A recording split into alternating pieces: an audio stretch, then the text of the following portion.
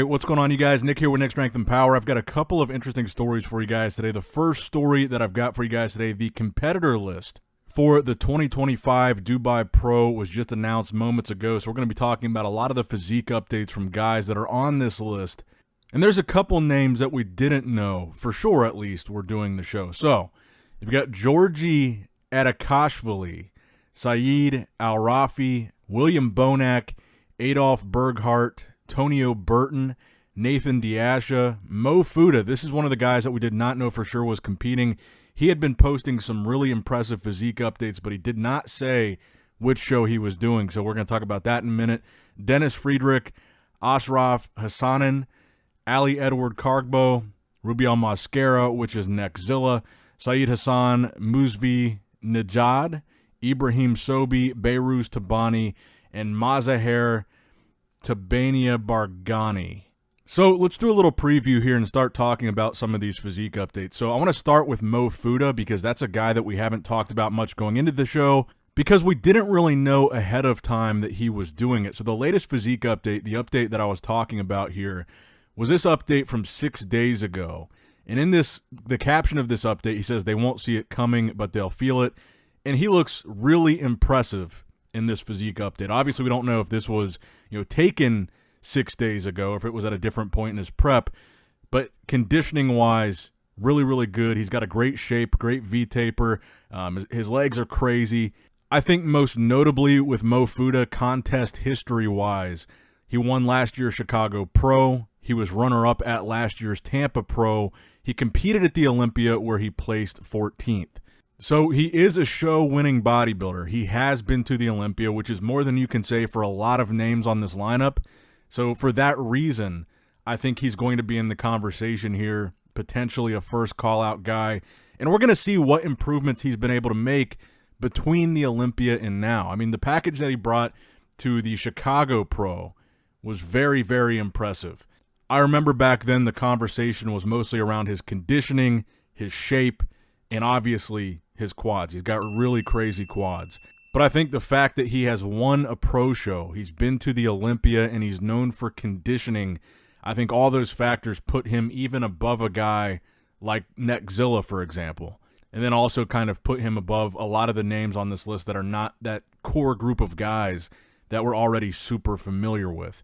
So 100%, even though we haven't talked about Mo Fooda much going into this show, he is definitely a guy that we're going to be watching for this weekend, and I think likely will be a guy that is in that first call-out and in the mix with some of these other guys that we already expect to be in there. Now, another guy that I think is going to be a very serious factor in this Dubai Pro is William Bonac. He posted this today, but it wasn't a recent update. It was from a different year's M Pro Classic. But in the caption, he says, "We are 6 days out, still digging deep for the Dubai Pro 2025, leaving no stone unturned. The only person coming to save you is the version of yourself that's tired of your current situation." So he implies here that he's really going to be bringing it to the Dubai show. And if you look at his contest history, just in 2025 alone, he was second at the New York Pro, fourth at the Pittsburgh Pro. And as you guys know, both of those lineups were very, very elite, arguably even more elite than this Dubai lineup. He was also first. He won the Detroit Pro. And at the Arnold Classic, he was top 5 with a 5th place finish. So he's had a pretty good 2025 so far. And looking back to last year, I mean, top 7 at the Olympia. He was runner-up at last year's Dubai Pro, which Behrooz Tabani won. He's also runner-up at the Mr. Big Evolution, and he also won the M Pro Classic last year, which is what this picture right here that you're looking at is from. And I think that if we've learned anything from William Bonac this year, it's that at the age of 43 years old, we still should not be counting him out. He continues to reinvent himself. He continues to bring these new, improved versions of his physique. He continues to win shows. He continues to be top 2 or first call-out in the best lineups and biggest shows that we've got. So is it likely, or is it possible that him and Behrooz will be top 2 again this year? I think absolutely. And looking at the latest updates from Behrooz, which Milo Sarshev posted, Behrooz looks absolutely nuts. I've said this multiple times. I think the most impressive pose for me of Behrooz's is that most muscular with the hands clasped. He just, the way he shows off his conditioning in that pose with the striations in the chest, but at the same time showing off his width, the size of his shoulders, the size of his arms, the way he hits that pose is just so dominant for him.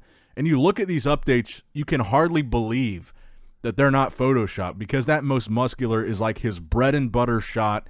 It's just a crazy pose for him. And again, I've kind of lamented about this in several videos as well.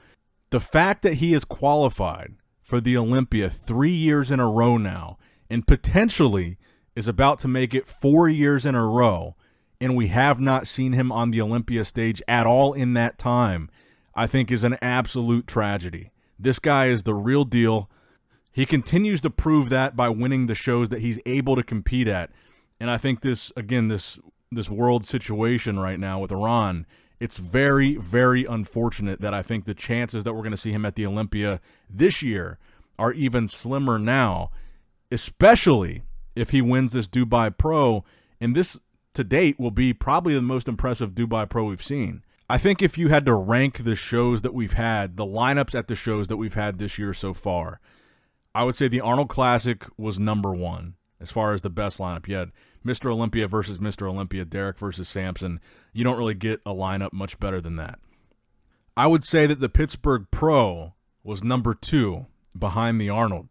Nick, Derek, Martin, Bonac, that was a hell of a lineup. And I think if you think about how crazy Pittsburgh actually was, and you look at that top five, with the exception of Crizzo, everybody in that top four has won a show this year or qualified for the Olympia. Derek, Nick, Martin, and Bonac in that top four. Crizzo still hasn't qualified. And then same with the New York Pro. Everybody in the top five, with the exception of Crizzo, has won a show this year or qualified for the Olympia. Nick, Bonac, Regan Grimes, Sas Harati. These are like elite level lineups. And I would say that you would have Arnold, Pittsburgh, New York, and Dubai, I would say, is top four so far this year. And maybe you could make the argument that it's even deeper than New York, and maybe it's top three, and then you take into consideration the amount of prize money they're giving away, $140,000 for first place, and maybe also take into consideration that a lot of the big names that are in this lineup, well, particularly Nathan and Behrooz, have not been able to compete at the Olympia, and that kind of maybe diminishes the hype around them being in this show, because recently we don't really know where they stack up in that top Olympia lineup. Then you've also got Tonio Burton, who posted this physique update today. It looks like he has now actually arrived in Dubai for the show. I feel that Tonio is very dangerous. I think outside of Tonio, Behrooz, I think for me, is still my favorite to win the show. And I think maybe next, again, aside from Tonio, I think Bonac is the next biggest threat. But I really think that Tonio, the package that he brought to Legion, I thought was very impressive. It was a very impressive win. And I don't think he got the opportunity at Legion to really show how good that package is next to some of these top-level guys. I mean, if you guys remember at Legion, they sent Tonio back in line. We don't see that very often. They sent him back in line because he was such a clear first place. They didn't even need to compare him for next to someone for second. They compared everybody else. He was way ahead of that pack. He was just by far the clear winner. And none of those guys were like elite level Olympian guys like what we're seeing here. And I think this is going to be an opportunity for Tonio to really give himself a chance to shine. Because, I mean, let's be real. I was very happy for Patrick Moore at that show, taking second to Tonio. But let's be really honest. I think the gap between Patrick and Tonio was pretty big. I mean, it wasn't close. So while Tonio kind of made a statement, he did make a statement winning Legion. Winning a show like this, I think, will be a much bigger statement for him going into the Olympia this year. And I think he's probably the biggest threat right now to Behrooz, followed by Bonac. Now, let's talk about Rubiel next. So Rubiel hasn't posted a whole lot of updates going into this. He did the posing video with Hani Rambod, and he also posted, these are the most recent updates that he posted, were these side tricep shots, and they were actually posted by his sponsor, Yava Labs. And I believe the side tricep shots would have been about 3 weeks out from the show. And then I believe the video with Hani would have been about 4 weeks out from the show. And we haven't really heard or seen much from him since. And honestly, you guys kind of know how I feel. My expectations are still relatively low for Rubiel. I think that it's really imperative for him to bring conditioning that we've just not seen from him yet. He doesn't have the prettiest structure. He might have the craziest legs on stage, and he is very, very strong in the side shots. But when he's not in shape, I think his structure lets him down a lot, and I think the conditioning issue is going to really show. Against guys like Behrooz, you've got veterans like Bonac. Bonac is as consistent as they come. Tonio, Burton, Fooda, who we just talked about, his conditioning at the Chicago show last year. If Rubiel does not come in really good condition, I'm not talking about good condition just for him specifically, but relative to the other competitors, it's going to expose the flaws in his physique. He's massive. He's a freak. He's got some good shots. He'll probably have the best quads on stage. But I'm telling you guys, this is not a lineup where he's going to get away with the conditioning that he came in at last year's Dubai Pro. These guys will expose that weakness in him. And I know people feel like I'm probably maybe even too harsh on Neckzilla, but I think this is the truth. If he does not up the conditioning to the next level at this show, these guys will surpass him and they will expose those weaknesses. Behrooz, Bonac, Nathan, Tonio, Mo, these guys in shape will 100% place higher than a mass monster like Rubiel that comes in off. Size will not be enough to win a lineup like this. So I think that's imperative. I'm not super convinced that we're going to see that level of condition from Rubiel based on some of these updates that we've seen. Now, to Rubiel's credit, he is so big and so freaky that at last year's Dubai Pro, he still placed top 4. But in that top 4, you're missing some of the names that we just mentioned. You only had Nathan, Bonac, and Behrooz. Now you've got a little bit deeper of a lineup here. But to Rubiel's credit, still placing top 4 last year, where in my opinion, he looked like he was in guest posing shape. I think that's just a testament to how undeniably significantly bigger he was than everybody else. Size will get you somewhere, but it's not going to win a show like this. And part of the reason I say this is I've heard behind the scenes several people say, like, this guy just cannot get in shape. He just cannot diet. They don't know what it is, if he's cheating on his diet, not telling his coach or whatever. But I've heard several people say behind the scenes, he just can't get in shape. Now, believe me here when I say I hope that he does. I think the flip side of this is if he does come in shredded to the bone, combined with his size, he could win this show. I just don't think that he is going to come in with that level of conditioning. But I think that's an important caveat that I should add. If he does, he could win this. With as much size as he carries, if he came in peeled, the structure could be overlooked and he could win.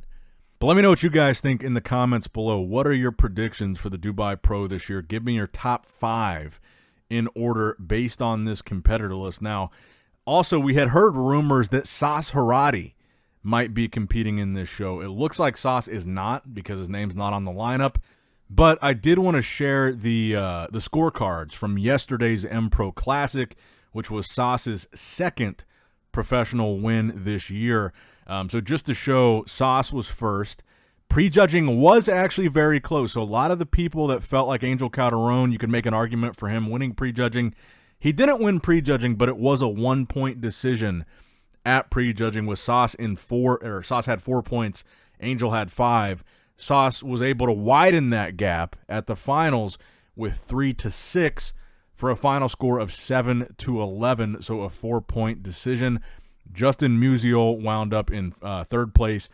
Kasozi Brian Drago. Oh, yeah, he was really impressive. He wound up in fourth, but he had a great physique. He looked really good. And Antoine Loth in fifth place. So those were the full results for yesterday's M-Pro Classic, which we covered yesterday. But I wanted to see the scorecards. I was interested to see how close it was between Angel and Sas. And the answer to that question is, at prejudging at least, it was very, very close. I think a 1-point decision like that is what you would call just basically a coin flip. But anyway, let me know what you guys think in the comments down below. That's going to wrap it up for today's video. I hope you guys did, in fact, enjoy it. Make sure you like the video, subscribe to the channel, click that bell notification icon if you have not already. And as always, I love you guys, appreciate you guys. Nick Strength and Power signing out.